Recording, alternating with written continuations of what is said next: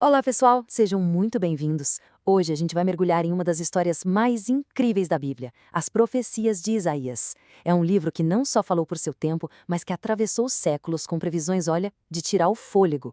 Vamos descobrir como isso aconteceu? E para começar, vamos com uma pergunta que parece desafiar a lógica.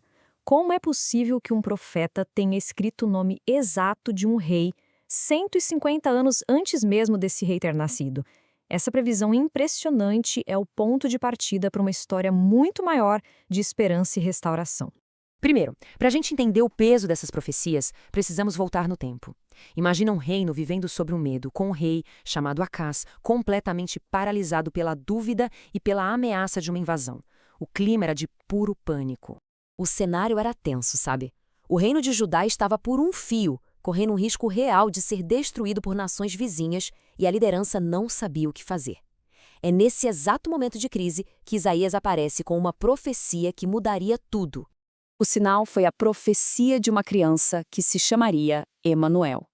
Um nome que, na verdade, é uma frase poderosa, uma promessa direta de que Deus não tinha abandonado seu povo.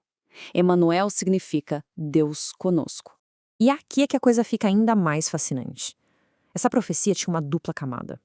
Ela servia como uma resposta imediata para aquela crise, para acalmar o rei Acás, mas, ao mesmo tempo, ela apontava para um futuro muito distante, para uma promessa infinitamente maior que ainda estava por vir. Então, vamos avançar um pouco e ver como essa promessa inicial começa a ganhar contornos cada vez mais nítidos, formando um retrato bem detalhado desse governante prometido. Isaías usa uma imagem muito forte. Ele fala que um broto vai sair do toco de Jessé. Pensa numa árvore que foi cortada. Só sobra o toco, né? Parece o fim. Mas a profecia dizia que mesmo da linhagem do rei Davi, que parecia acabada, dali brotaria vida nova, um novo líder. E não para por aí. Em Isaías 9, a gente encontra 4 títulos que são, uau, simplesmente majestosos. Eles revelam a natureza divina desse rei que viria: maravilhoso conselheiro, Deus forte, Pai da eternidade e Príncipe da paz. Cada título mostra uma faceta do seu caráter e do seu governo. E o governo desse rei não seria baseado na força militar, mas sim na sabedoria e no temor do Senhor. Ele ia inaugurar um tempo de paz tão profunda que a própria natureza seria transformada. É aquela famosa passagem: o lobo viverá com o cordeiro. Uma paz completa. A restauração prometida não era só reconstruir muros, era uma renovação espiritual, a criação de uma cidade de justiça, um lugar onde o pecado seria purificado e o povo encontraria segurança, um verdadeiro refúgio contra a tempestade. Ok, essa promessa de um rei messiânico era a esperança definitiva, certo? Mas para que essa esperança se concretizasse, o povo primeiro precisava ser preservado de uma outra crise que viria. E é aqui que a gente entra em outra profecia que é, sinceramente, de cair o queixo. Uma que nomeou um rei estrangeiro como instrumento de Deus. Gente, isso é impressionante.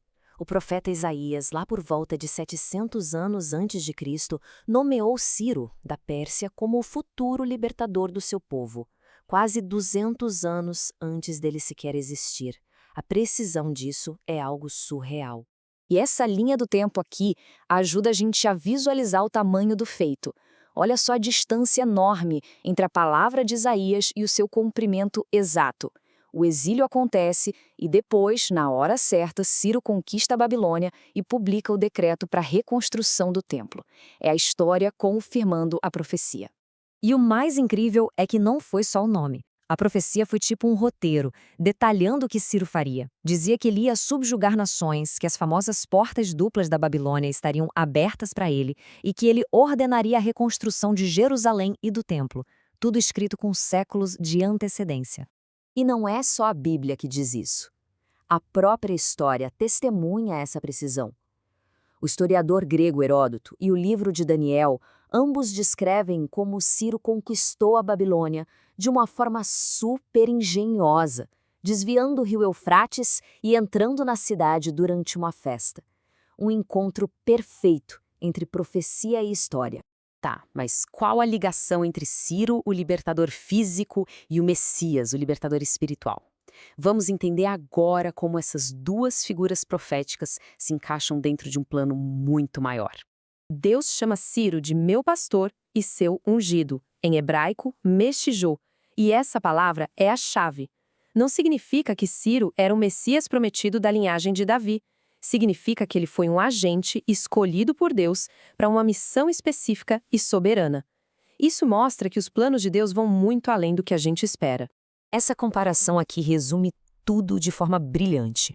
A libertação física que Ciro trouxe, tirando o povo da Babilônia, serviu como um poderoso paralelo, uma sombra, da libertação espiritual definitiva que o Messias traria. Um preparou o caminho para o outro. Um ato na história apontando para um ato na eternidade.